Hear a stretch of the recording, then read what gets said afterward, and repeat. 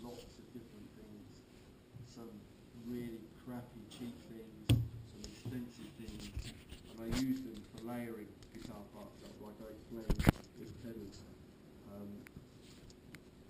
If a part's not working, the sound, I'll grab another guitar, try another guitar. I don't care what it is, I'll just grab one, yeah, okay, that works. I tend to record like that. I kind of realised early on that if you want a Fender sound, use a Fender. If you want a Les Paul sound, use a Les Paul. If you want a 335 sound, use a 335. Which means you end up having a rock guitar. Yeah, and what a lineup we've had, and it just seems to keep getting better and better. It's great to see you all down here on an absolutely amazing day. I know we don't get many in Northern Ireland, so I really do appreciate you actually coming inside and enjoying the show. But I'll talk no more. I'm pleased to just welcome to the stage Rob Harris.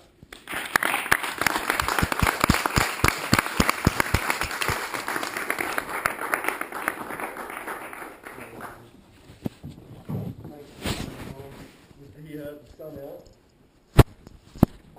Alistair explained the sun. It's quite rare for the sun to be here, is it? I've just noticed I've got a text message on my phone. I just think that.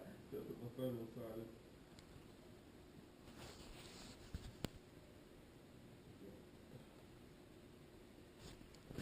Right. I don't know if you all know, I play with the group Jamiroquai. And what I'm going to do, I'm just going to talk about, just play a few tracks. I've got a few tracks that I can play along to.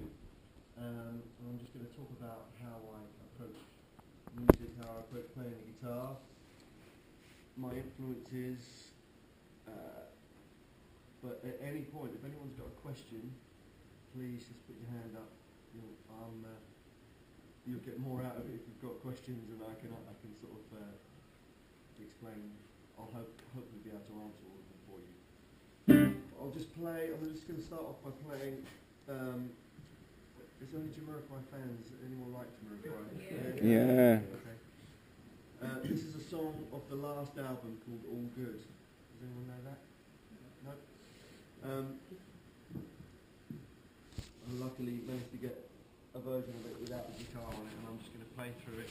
And it's quite a long version, so I'll play through the song, but at the end there's kind of a vamp, which happens quite a lot when we're in the studio. When we're recording, we kind of jam a lot. So when we're recording songs, they can end up being sort of like 20 minutes long, and we kind of get to experiment and play extra bits. So at the end, I'm just going to vamp, and I'm just going to try out little ideas, and I might, there might be some that don't work out so well, and some that do, and I'll kind of expand on things a little bit.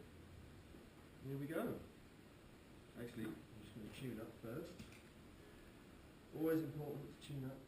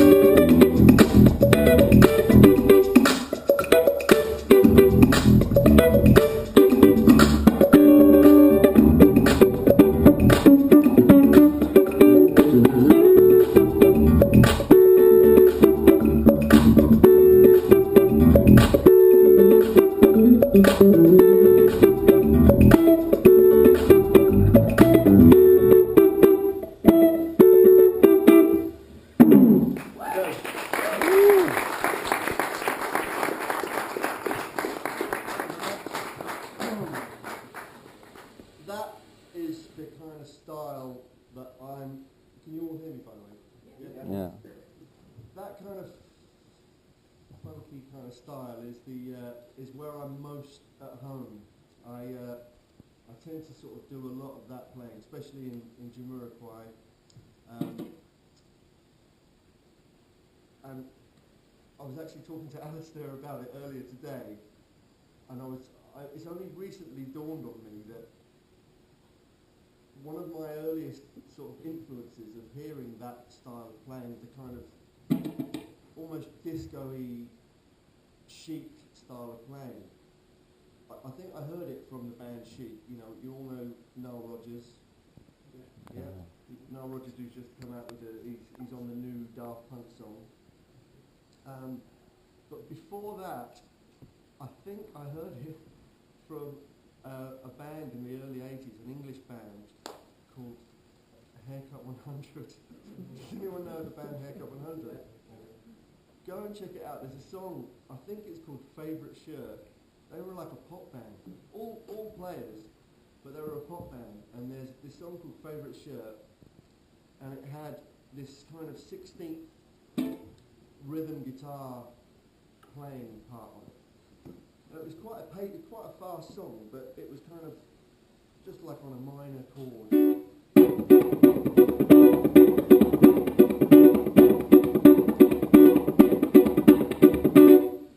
And that was pretty much the bed of the song. The guitar was kind of ticking along, the drummer was playing 16ths on the hi-hats, and I was drawn to that. And it was only later, it's only kind of recently that I've kind of tied the two things together.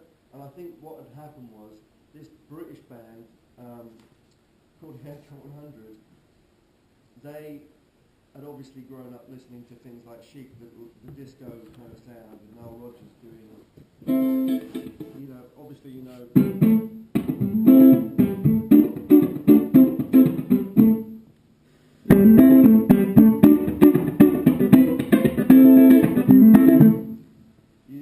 Everyone knows that song? Yeah?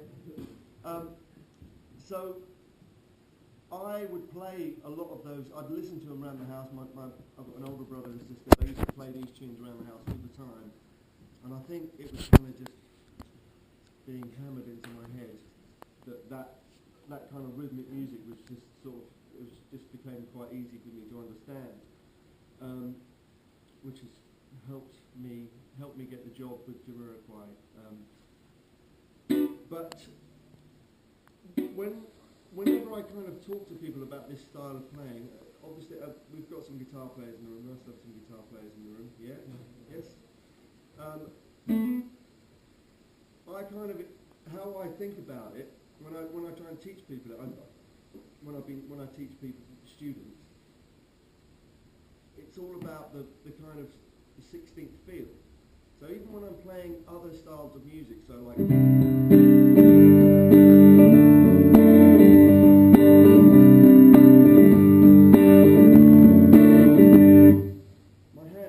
my right hand is always making this movement. Always, even if I'm not playing something, it kind of just does that.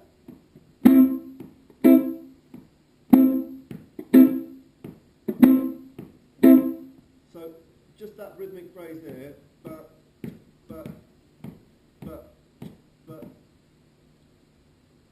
If my hand just keeps moving, I'm never going to be out of time. So if I've got like a pulse going, I'm just going to set up a little metronome here. There it is.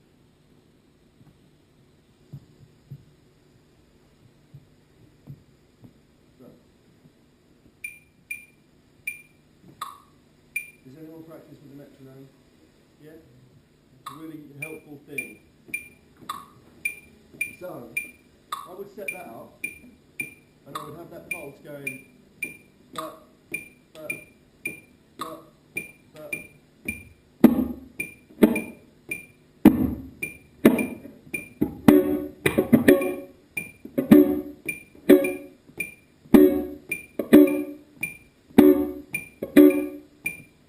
It means I can, by keeping my hand moving in time, I'm not going to lose the groove of how it sits with the pulse of a song. So,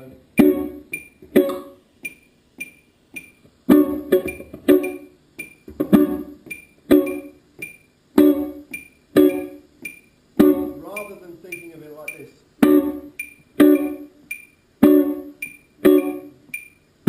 not going to be accurate doing it like that, because if my hand's just moving like a machine, like a metronome pendulum basically moves, my hand is basically doing that, but at double the speed. That.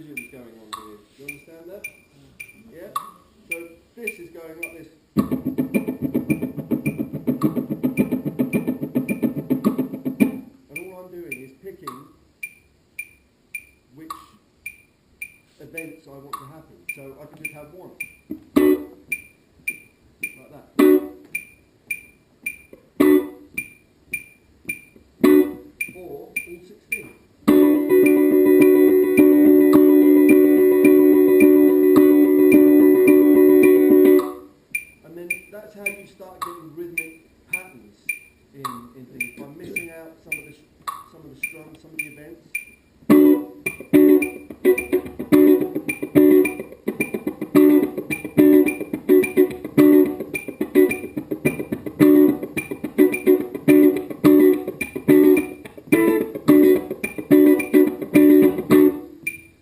And the idea is you should be able to do that and make it feel good without the metronome. So if anyone's practicing at home, I don't actually use a metronome that often. I do tap my foot a lot when I'm playing, and when I'm playing with a band as well.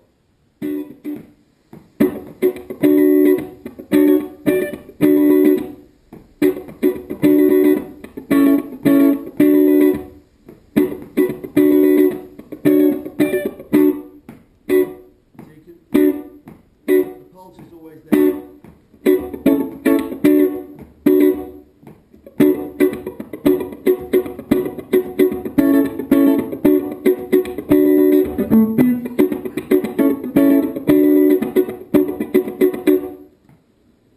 And that's kind of my approach to rhythm playing, even when I'm playing something that's not in the style of funk.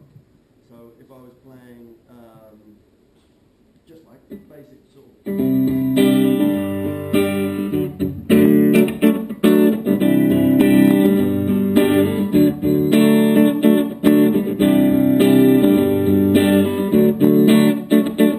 or even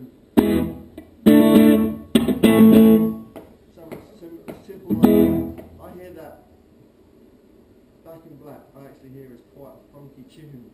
You know, it's not, I hear it, it's a rock tune, but or whatever it is, I don't hear it as, I hear that the guy's hand is always moving.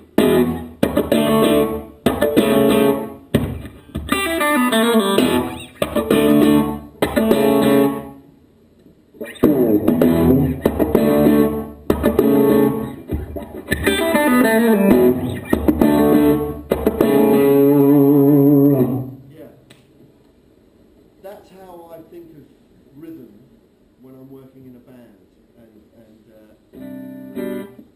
that's probably one of my strongest, if I've got a strong point in playing the guitar, the ability to play in time. And I'm always conscious, especially when I'm recording, that when in a studio, when the guy's working on it after I've left the studio, if I've done a session for someone, and the guy's working on the song after I've left, I want it to happen that if he mutes everything and just solos the guitar piece, that everyone can still nod their head to it. That's really all I want. There's a song on the last, is anyone familiar with the last Jamiroquai album? Yeah. There's a song called Fast Persuader on it, and the only part I play is this.